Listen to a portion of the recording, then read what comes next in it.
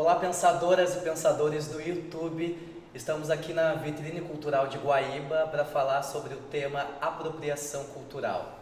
Nós sabemos que é um tema bastante polêmico muitas vezes e que é complexo, exige uma grande discussão, uma constante discussão sobre ele. Os nossos pensadores já estão aqui para falar um pouquinho sobre este assunto, mas, é claro, nós contamos com a tua participação nos comentários para a gente fazer um debate cada vez mais consistente e cada vez mais saudável, é claro. Pensa o seguinte: meus caros colegas pensadores Nilson Almeida, Velto Correia, Saulo Cavalier, o tema apropriação cultural ele veio com uma força bastante grande no ano de 2017, quando tivemos um acontecimento onde uma mulher branca estava usando um turbante, né, e foi abordada na rua por um grupo de mulheres negras que, digamos, solicitaram para ela, falaram para ela de retirar esse turbante por ela não poder estar usando, por ser uma mulher branca e este ser um elemento da cultura negra, né.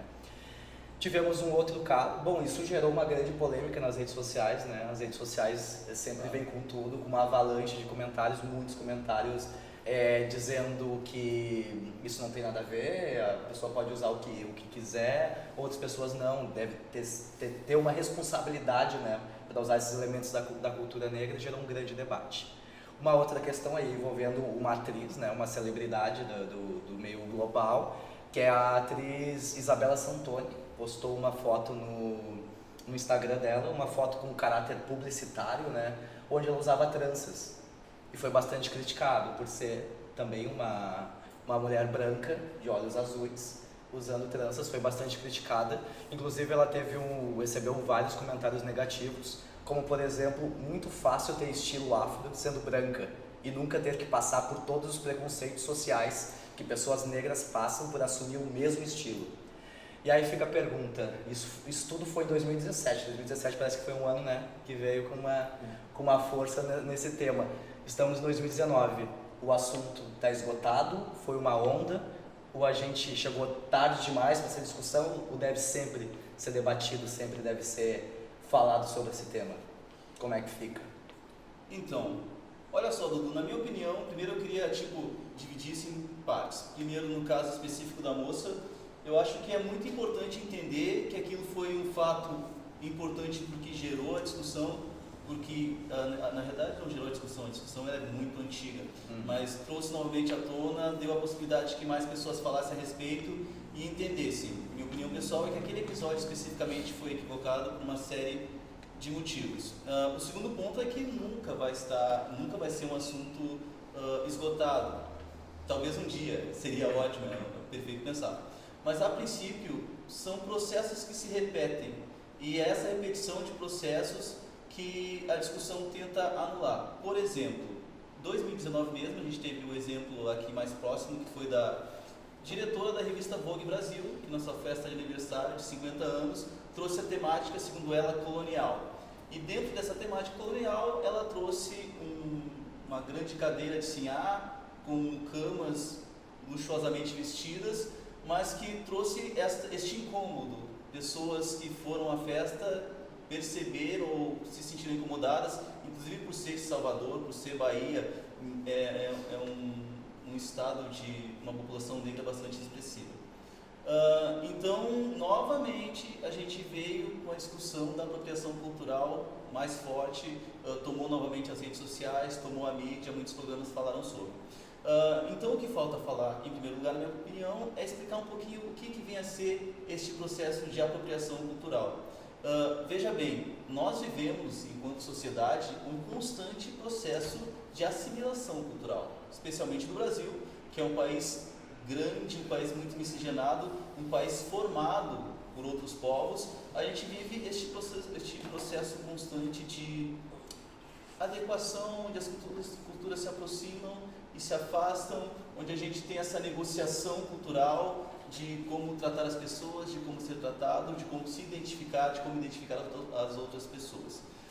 Isso é um processo normal, não há nada de mal nisso.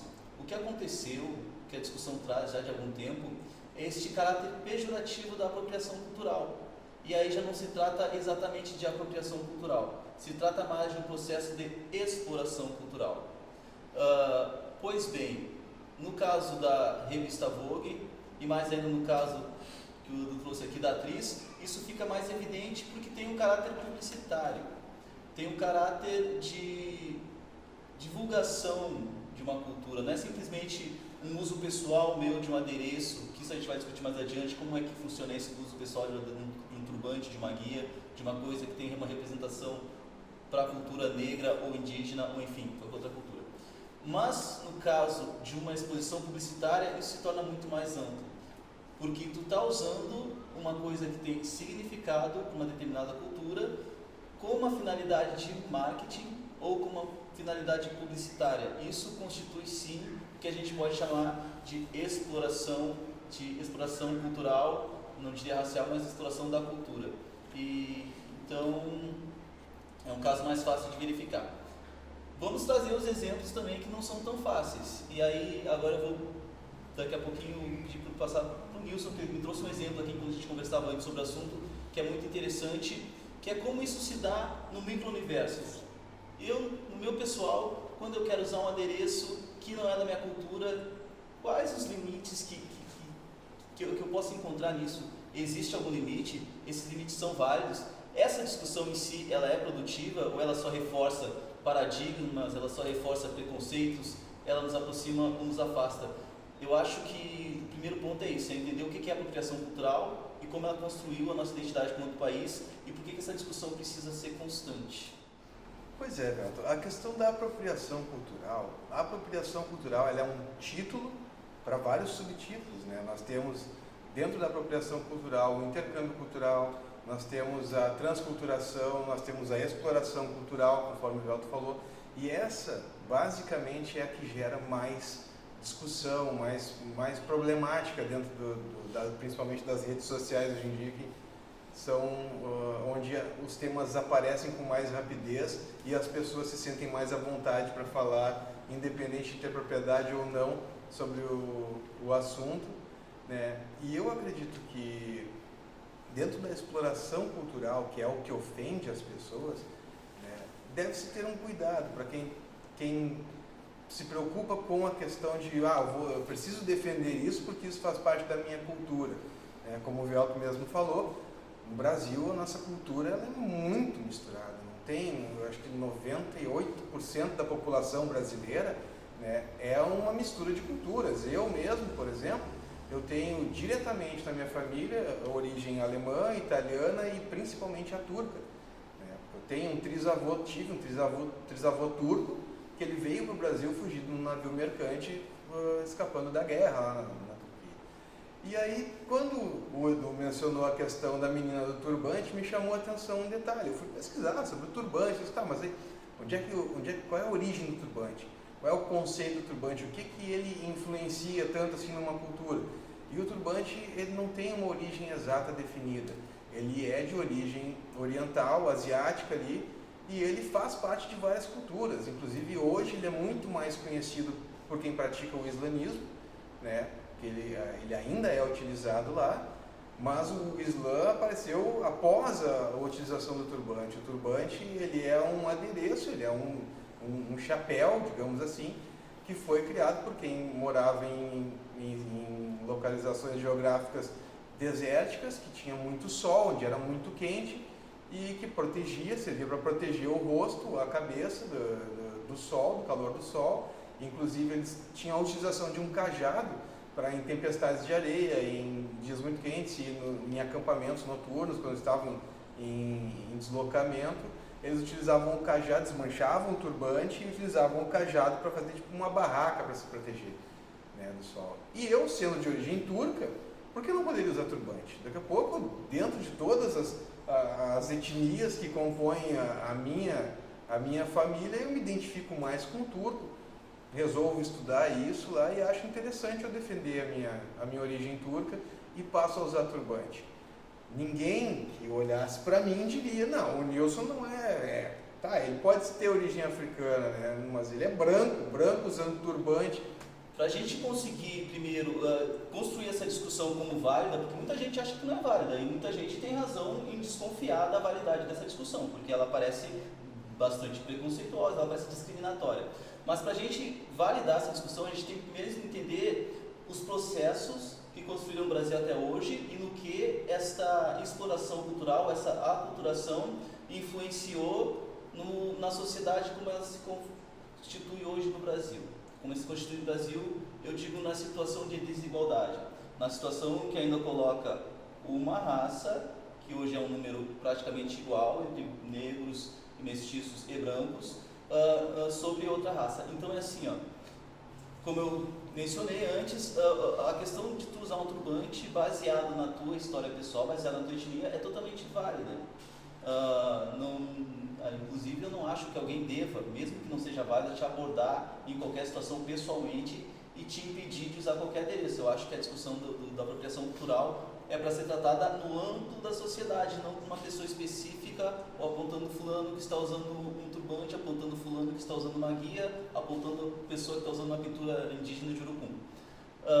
Mas no caso específico teu, ele está fora da crônica principal que formou as desigualdades no nosso país. A crônica principal que se traz aqui no Brasil é a crônica do povo branco, escravizando o povo negro no caso, e subjugando antes a isso o povo indígena, mas atualmente a discussão ela gira muito em torno da questão racial desses dois polos, porque é ali que a exploração pode ser reproduzida no mesmo sistema que foi quando foram trazidos os negros para o Brasil. Existia um processo, e isso é que justifica a discussão de apropriação cultural, existia um processo chamado esvaziamento cultural.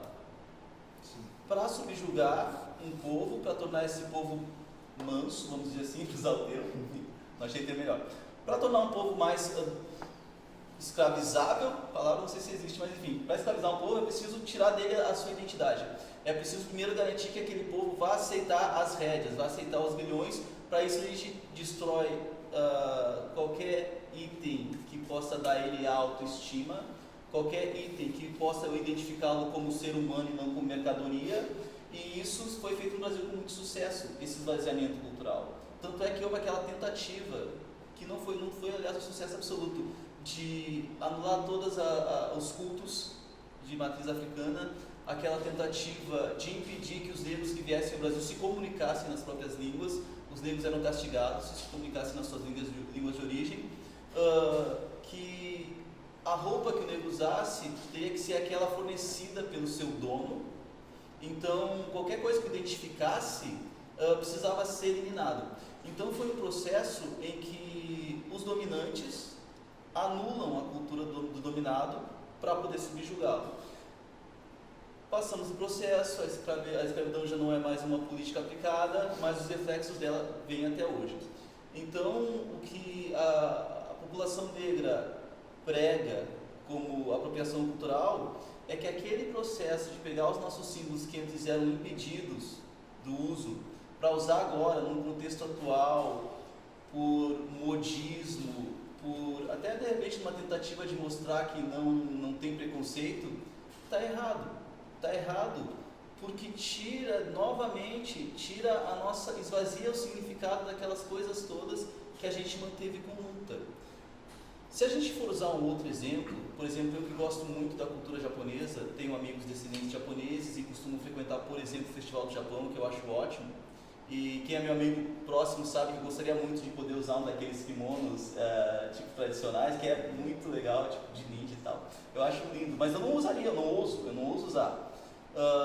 Mas não é tão grave, porque a cultura japonesa também, ela sofre seus dramas, ela tem as suas dificuldades. Eu tenho um amigo que está fazendo um estudo sobre isso, sobre os estereótipos em cima dos asiáticos e tudo mais, mas ela também não faz parte da crônica principal.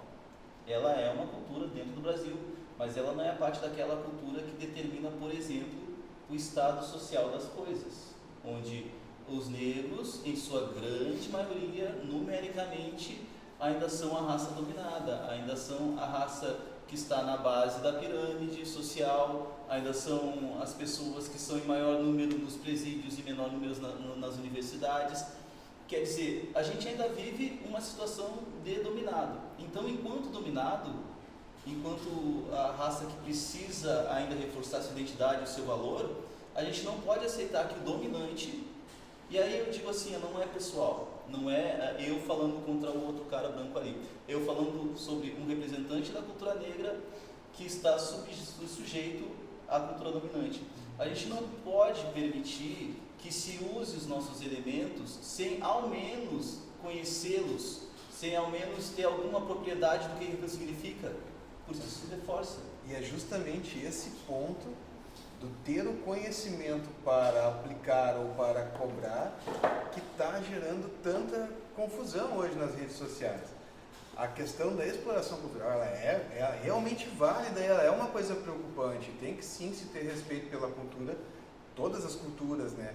Mas aí que tá, quem está cobrando isso hoje nas redes sociais, ou quem está cobrando pessoalmente, como foi o caso da menina do turbante, se não tem o conhecimento, não tem propriedade intelectual para chegar à conclusão de que ela pode ou não estar cometendo um ato de exploração cultural, né, não dá o direito, mesmo que seja algo que ofenda, de agredir.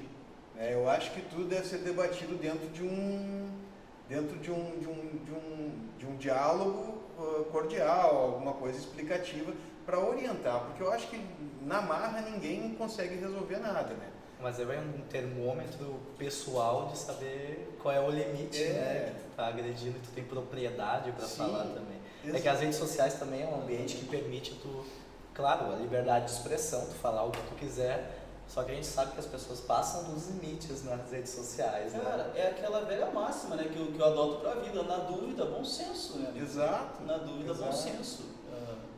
Mas é complicado, mas de novo aquele exemplo, como tu falou, ter propriedade, porque é muito fácil simplesmente sendo negro dizer assim, não pode. E aí, por que não pode? Eu digo assim, porque não pode. Mas eu não sei, também isso não contribui nada pro... Aí eu estou pessoalizando a coisa. Estou dizendo, o Nilson não usa um turbante. Tu vai me perguntar por quê? Eu vou dizer assim, porque eu ouvi falar que não pode. Isso não contribui socialmente. Eu pessoalizo o problema, e o negócio não é pessoalizar o problema. Não é o que tu está usando, é eu querer saber de ti se aquilo, se tu entende o significado daquilo. Tu está usando porque tu entende a minha história, então tu tem algum trabalho, tu fala com outras pessoas sobre isso, tu fala a importância disso, é essa a discussão. Assim como da mesma maneira eu, em função de um acontecimento específico, resolver estudar a minha origem que nunca me chamou a atenção, descobri que os turcos usavam turbantes, então eu me sinto no direito de usar turbante e resolvo começar a usar. Por quê? Para quê? Né? Para esperar alguém me interpelar na rua para tentar justificar que não, eu posso porque eu sou de origem turca. Não existe necessidade nenhuma disso.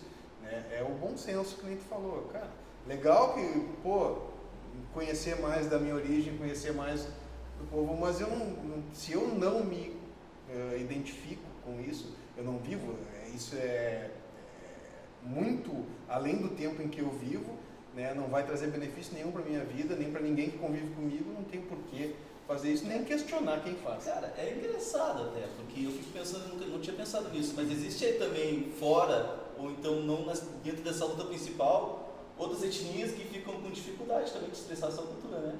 Sim. Que a gente meio que tem essa polarização aqui no Brasil, por causa da nossa história de escravidão propicia isso. A gente tem essa discussão principal, negros e brancos. Uhum. E as outras discussões menores acabam sendo assim, periféricas, e acaba de repente, como tu falou, ia ser complicado para ti sair com um turbante na rua, mesmo tendo toda a possibilidade, toda a propriedade, todo o direito histórico da tua família de usar. Ia ser complicado, porque tu ia entrar num fogo cruzado, né? Isso é interessante. E sem necessidade. Sem necessidade. Vamos trazer o Saulo Cavalier para a discussão. O que tu acha? Eu discordei de tanta coisa que eu precisaria de 20 minutos só para falar de tudo que eu discordei. Não sei. Tu tem 5, mas pode começar, vamos tentar uns 20 minutos aí. Primeiro, eu tô achando que está muito pautado na raça, muito mais do que na cultura, porque a cultura não é raça. Culturas podem nascer de raças heterogêneas. Por exemplo, se tu pegar a cultura gaúcha, aqui ela vai ser uma amálgama. A cultura italiana, alemã, dentre outras, a negra. Então, tu vai pegar várias culturas e vai criar uma outra. Então, um negro que nasce no Rio Grande do Sul pode se vestir de gaúcho, por assim dizer, sem que aquilo seja ofensivo, sem que seja questionado e afins. Então, isso significa que a cultura não depende da raça. Depende da raça para quem está mais preocupado com uma Então eu não queria usar essa palavra, mas está parecendo uma mágoa, entende? Assim, não, olha só, eu não quero que tu use porque eu estou aqui muito ofendido, porque tu é uma pessoa branca e há 300 anos atrás aconteceu tal e tal situação e hoje eu estou ofendido com isso. Só que tu mencionou o Japão. Aquilo eu achei muito interessante, tu falou assim, não, mas eu não usaria um kimono porque os japoneses possuem as suas chagas, mas os japoneses foram ricos tiranos. Por exemplo, possuíram a Coreia, eu me lembro, antes da Revolução Coreana, os japoneses colonizaram a Coreia, e se não me engano, posso estar enganado, talvez não tenham colonizado a China, mas entraram na China lá com o massacre de Nanquim e setaram a lenha em todo mundo. Então não são tão santos assim. E aí tu te colocou numa situação assim, não, mas eu não usaria um kimono porque isso ofenderia os japoneses. E eu só estou preocupado com ofensa quanto aos algozes. Mas talvez os japoneses não sejam os teus algozes, mas eles foram de outra, não é nem etnia, mas de outro povo. Então, por exemplo, os coreanos teriam o pensamento que seria. Não, os japoneses não podem ter costumes coreanos porque uma vez eles vieram aqui, sentaram a lenha em todo mundo, então agora a gente não pode misturar. Então isso fica complicado, porque isso vai ter que criar uma tabela. Não, mas aí que tá, existe uma simplificação nesse teu exemplo mesmo. Esta mesma crônica poderia ser deslocada do Brasil entre negros e brancos e pode ser uma discussão mais presente na cultura coreana. Então, mas se tu pegar egípcios e judeus, que é o contrário, os egípcios eram escuros e escravizaram os judeus. E aí como é que fica? Tá, mas novamente, aí a gente está falando muito mais dos processos culturais do que tom de pele. Mas exato, quando eu entendo de apropriação cultural, eu entendo o que deveria significar, apropriação de uma cultura, não de uma raça. Exatamente. Agora eu queria trazer um assunto aqui que pode ser não entrar, mas eu quero fazer essa pergunta. Que foi o seguinte, esses tempos eu, que sou uma pessoa muito alheia à cultura dos heróis e tudo isso aí, é uma coisa que não me fascina de jeito nenhum, tive um deleite na internet vendo ali o pessoal se pegando no laço para ver quem era o mais forte. Não, porque o mais forte dos heróis é esse, não, é a... Qual é aquela heroína que não é a Capitã Marvel, é uma outra, da pele escura, eu acho. É Marvel? O Nilson deve saber eu melhor não que sei. De pele escura e tem vários, cara. Os negros estavam se pegando, porque o mais forte, quem é o mais forte dos homens? Não sei, o Hulk eu acho que é, não sei. Sei que os negros estão levando a sério. Os negros estão levando aqui, e se pegando, e porque tu não entende nada, e por que não xalá. E aí levantou-se a seguinte questão. Aquilo eu achei sensacional, cara, achei um deleite. Que o mundo nerd era tóxico. Eu estava presenciando aquilo ali. Porque o mundo nerd é preconceituoso, é machista, é tóxico e não sei o que lá. E aí eu presenciei a contrapartida. E aí está me lembrando muito o que tu está falando.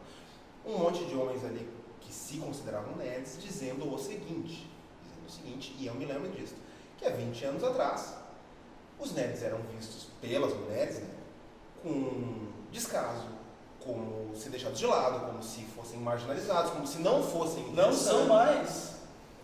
Não, a cultura a gente tem uma visão diferente. Realmente, então o que eles alegavam? Assim, há 20 anos atrás, quando só estava eu lendo um livrinho de Star Wars, ninguém queria saber. Era um loser. Há 20 anos atrás, quando estava só eu discutindo quem era o Homem de Ferro, eu também não sabia disso, que o Homem de Ferro era bem série B antes. Eu não sabia, não sei disso. E que agora está mainstream. Enfim, por que eu estou trazendo esse assunto?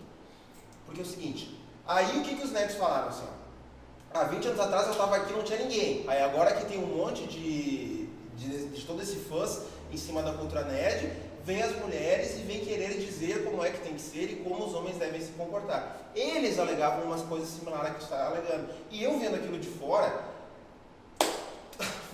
admito que a mim pareceu uma coisa totalmente sem propósito. Mas vendo, aquilo parece muito com o que tu falou. Assim, não, a discussão não vale porque eu fui oprimido por tal grupo de pessoas, então agora eu não quero que essas pessoas assimilem a cultura que eu possuo.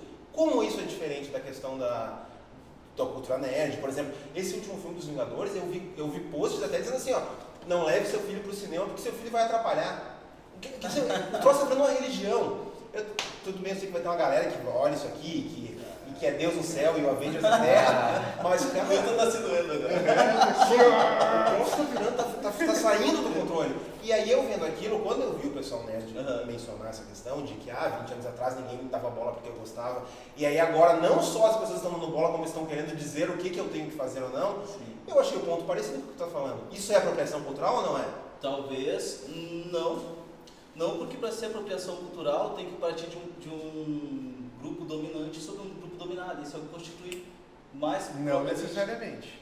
A exploração cultural, tá, é o grupo dominante se apropriando de características do povo dominado, Então, do grupo dominado. Então a gente tem que definir a nomenclatura então, porque quando eu falo em apropriação cultural aqui no nosso contexto, eu estou falando de exploração cultural. Para mim, agora é a mesma coisa. Sim, Pra mas gente dentro da simplificar. apropriação cultural também temos a dominância cultural, que aí é o inverso, que é o povo que é dominado, digamos assim, que é a minoria, utilizando de produtos culturais, adereços culturais do povo dominante. Sim, para... mas é isso aí, vem um outro detalhe crucial dessa, porque parece muito que tu está descrevendo um grupo de imigrantes. Não, só digo que a apropriação cultural, ela não é específica. A apropriação cultural, ela é ampla. Sim, Dentro da apropriação cultural, mas assim, nós temos esses exemplos todos que são discutidos. Para puxar agora para o que o Saulo falou, ele trouxe o universo geek como uma cultura construída. Geek não. Não, Nerd. Nerd. O geek foi uma fuga do nerd. O que é a fuga do nerd? Claro. O que Momento. aconteceu? Telecurso 2000. Vamos lá, Telecurso 2000. Cara, o nerd foi um grupo oprimido. Com certeza. Tá? Aham. Ele foi um grupo que era e é até hoje vítima de bullying. O bullying nasceu por causa do nerd. Se não fosse o nerd, hoje ninguém teria mais bullying. Que é o cara que São os ficava pais lendo as HQs no recreio do Isso, colégio, jogar que bola. não fazia esporte, Jogar bem RPG. com aquele óculos gigantesco, a Aí, espinha no rosto. o que aconteceu? Começou o pessoal que também gostava de ler HQ, gostava de... preferia ficar lá jogando um videogame ao invés de estar correndo atrás de bola, indo em festa. Mas ele ia de vez em quando, ele curtia, não, eu sou nerd, eu participo disso aí também. Não, eu sou geek. Foi criada uma nova denominação, então, para alguém que está entre os dois. É um nerd light. É um nerd É light. mais legal Light. ser geek, então. A partir do Quando termo apresentar o que geek, vai se então, o que aconteceu? Em termos de interação social, eu acredito que sim. O geek foi o que ficou aceitável dentro da sociedade. Então as pessoas gostavam da ideia de ser geek. Não, para aí. Então eu posso ser inteligente e praticar esportes, pegar gente e fazer festa. Beleza, então eu sou geek. Mas não deixou de... Não parece a Pode, apropriação. Mas continua sendo nerd. O que aconteceu? Na evolução das coisas, o geek, que era o geek original, começou a se sentir ofendido porque Exatamente. a apropriação cultural, pessoas que não eram nerds que começaram a se denominar geeks. Então, não, peraí, vou me apropriar do nerd de novo. Não, eu sou nerd. E aí hoje em dia tu não acha o canal geek, até acha. Mas a maioria prefere ser referida assim, que se refiram a ele como nerd. Eu sou um nerd atual, porque hoje o nerd é o que o geek era há alguns anos atrás. Maravilha. A gente vai agradecer muito que Deus trouxe essa informação que eu não tinha. Eu tinha ideia. Então, uma baita contribuição. Voltamos. Fecha toda a coisa 2000. Olha só, eu acompanhando aquela discussão lá, como é que é, mundo tóxico, nerd, não sei o que lá, o que os nerds alegavam naquela discussão lá?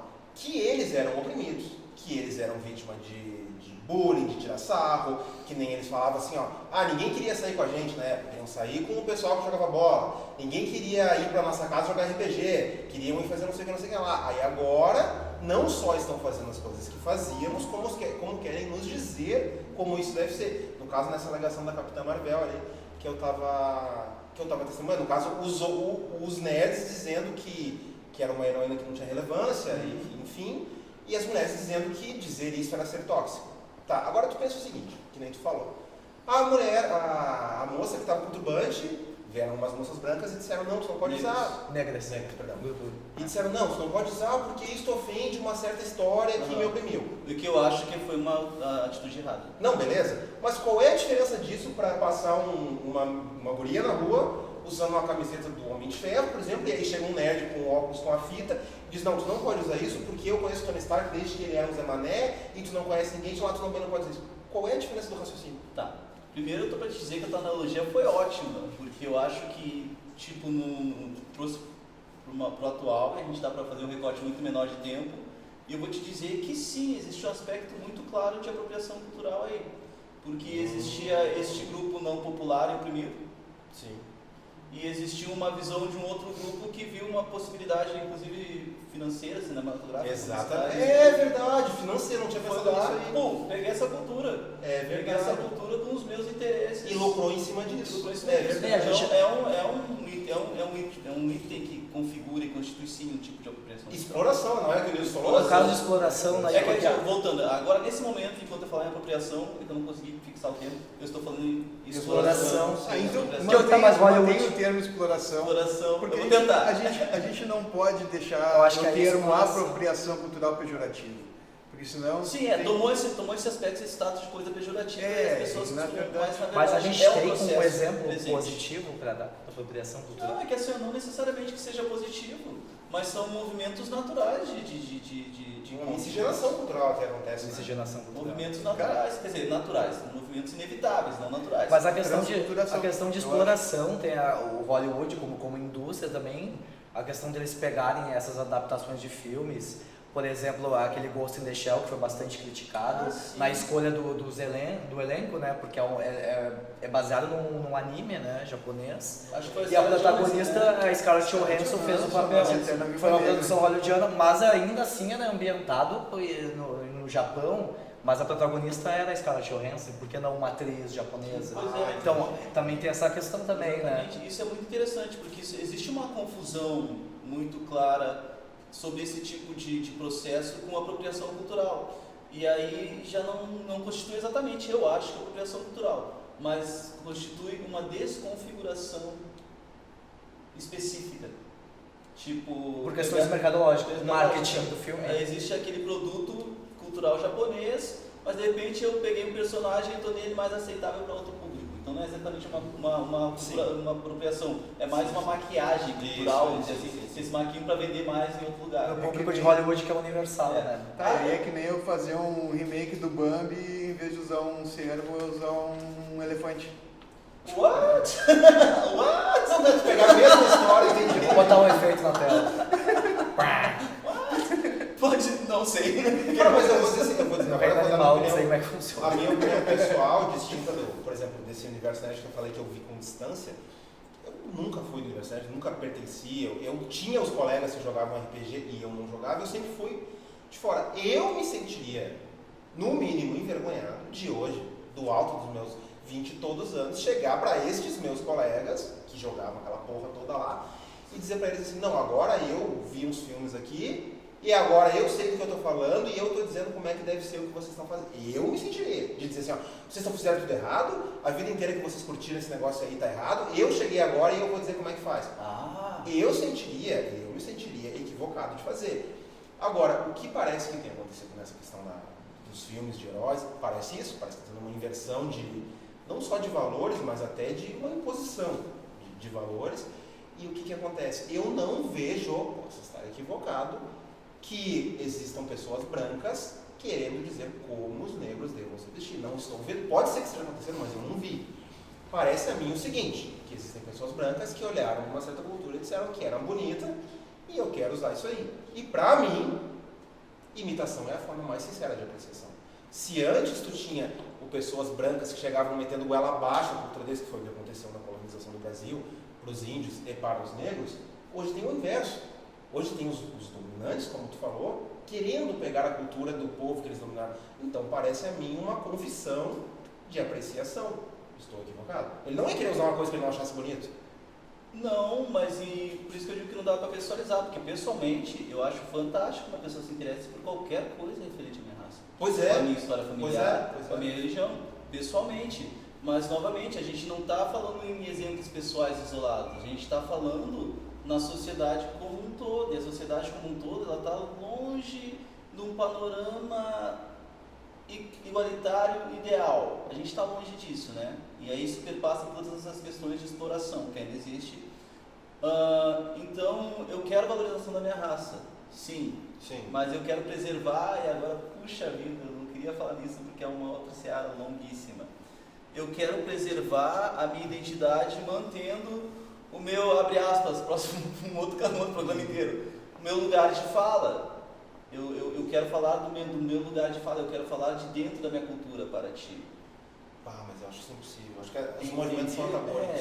Então é complicado nesse sentido. Mas sim, primeiro, concordo contigo que a imitação é uma forma de apreciação, é uma forma de demonstrar empatia, inclusive. Mas eu acho que a empatia também passa por esse outro movimento de pensar, e agora usando o exemplo da Donata, é isso, né? Da diretora da Vogue. Pensar a empatia e a apreciação passa também em pensar em como aquelas coisas vão me bater enquanto representante daquela cultura representada. Por exemplo, eu sou totalmente ativista, eu quero fazer mais coisas agora em 2019, assim que eu me desafogar desses compromissos todos, com relação à comunidade indígena. Eu acho que é importante, eu acho que está mais do que na hora, eu acho que a gente não pode salvar muita coisa da cultura indígena, mas a gente tem aqui uma reserva em Linguaíba. A gente tem que brigar por esse povo. E por ter empatia com esse povo, a única coisa que tu não vai me ver fazendo é vestindo um cocar, nem cocar que eu uso aqui, mas uma pintura de urucum, sabe, para representar. Eu não preciso. Não é um lugar onde eu mostro minha empatia. Mas não é que pessoas não podem se sentir ofendidas por tu querer assumir uma luta que nem elas começaram? Isso não pode parecer... Não, agora eu ia puxar outra seara. Eu ia dizer que as pessoas que advogam em nome dos negros e dos gays em causa própria, que usam eles como um lastro político. Bom, eu acho que eticamente e moralmente não é recomendável. Por outro lado, eu acho que tudo que se faz, independente das tuas ações finais, se faz da maneira certa, se tem efeito, e eu vou te dar um exemplo muito clássico. Existe uma coisa que eu chamo de boa publicidade. Toda publicidade quer vender produto e toda publicidade quer ganhar dinheiro.